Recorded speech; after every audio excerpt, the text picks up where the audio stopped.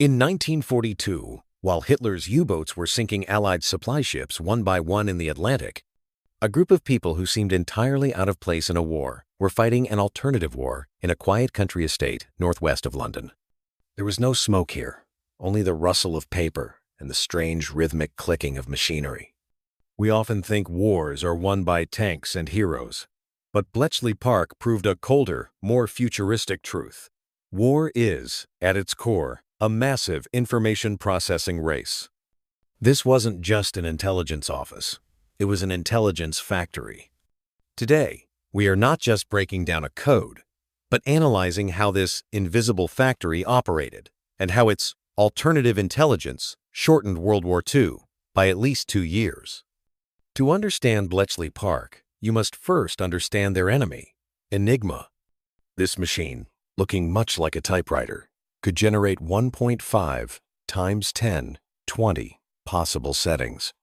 If you had 1,000 people testing one combination per second, 24 hours a day, it would take 100 million years to break a single day's code. The most desperate part? The Germans changed the entire system every 24 hours. This meant that every midnight, Bletchley Park's progress reset to 0. This wasn't just puzzle solving. It was a race against time. Early breakthroughs relied on the genius of Polish cryptologists. But as the war escalated, human effort alone wasn't enough. The challenge was clear. When human thought cannot match the speed of machine randomness, where does intelligence go next? Faced with this impossible math, British military intelligence made a radically forward-thinking decision. They stopped recruiting only professional spies.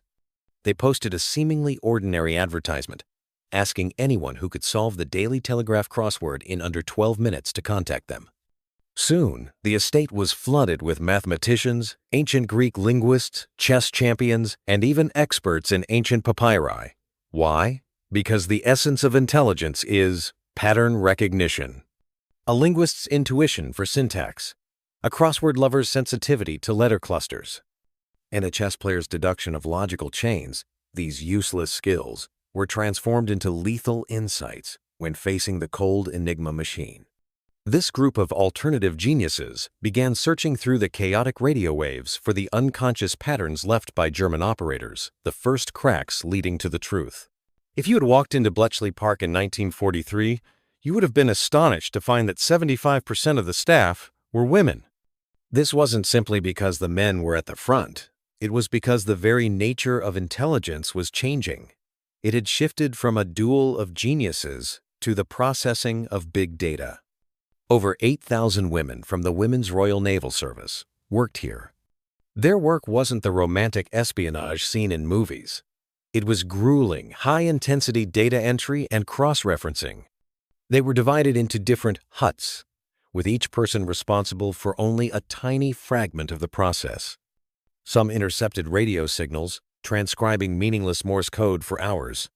Others operated the massive decryption machines. This was the most visionary aspect of Bletchley Park, the assembly line of labor. These women were, in fact, the first data annotators in human history. They didn't necessarily know the content of the messages they were processing, but their strict organizational discipline ensured that the massive data flow ran 24/7 without interruption. Without this invisible female army, Turing's mathematical formulas would have remained on paper, never becoming the life-saving intelligence the Allies desperately needed. Now, we must talk about Alan Turing and his famous machine, the bombe. Many believe Turing invented a thinking computer to crack the code, but that is a misconception. The bombe was, in essence, an elimination engine. Faced with the astronomical combinations of the Enigma, Turing realized, we don't need to find the correct answer. We just need to eliminate the wrong answers at the highest possible speed. The bombe worked by simulating the movement of multiple Enigma rotors, using electrical circuits to instantaneously filter out contradictory settings. This was the engineering manifestation of brute force. Each bombe weighed a ton and was filled with a complex web of wires and rotating drums. When dozens of bombs operated simultaneously, the room filled with a deafening clicking sound, a sound that functioned as the death knell for Nazi Germany. Turing's contribution wasn't just mathematics.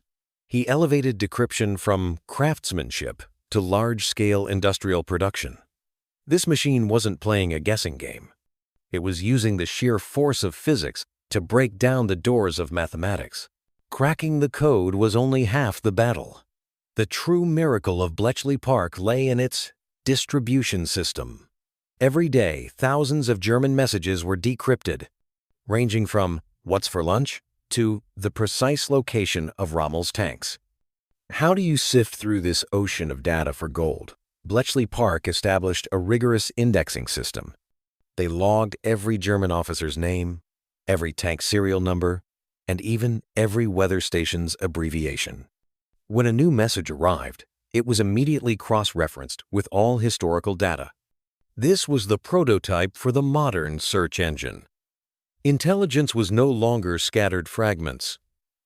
It was a dynamic map of the German war machine. This was perhaps the hardest game of theory in military history. If you know the enemy's plan, how do you use that knowledge without letting them know you know? This was the secret of Ultra. When Bletchley Park learned the position of a German supply ship, the Royal Navy wouldn't just open fire. Instead, they would send a reconnaissance plane to accidentally fly over the area, ensuring it was spotted by the Germans. Only then would the strike fleet move in. This led the Germans to believe their ship was found by air patrols, not by broken codes. To protect this secret, the Allies sometimes had to allow their own ships to be sunk, sacrificing lives to save the source of information that would win the war. It was a cold, calculated war arithmetic. When the war ended in 1945, the legend of Bletchley Park ended abruptly. Churchill ordered the destruction of all bombs and original files. The geniuses who saved millions of lives were required to sign lifelong secrecy agreements. Alan Turing returned to academia, only to be persecuted by the discriminatory laws of the time, leading to his tragic death. The women who operated the machines returned to ordinary lives, hiding their secrets from their husbands and children for decades.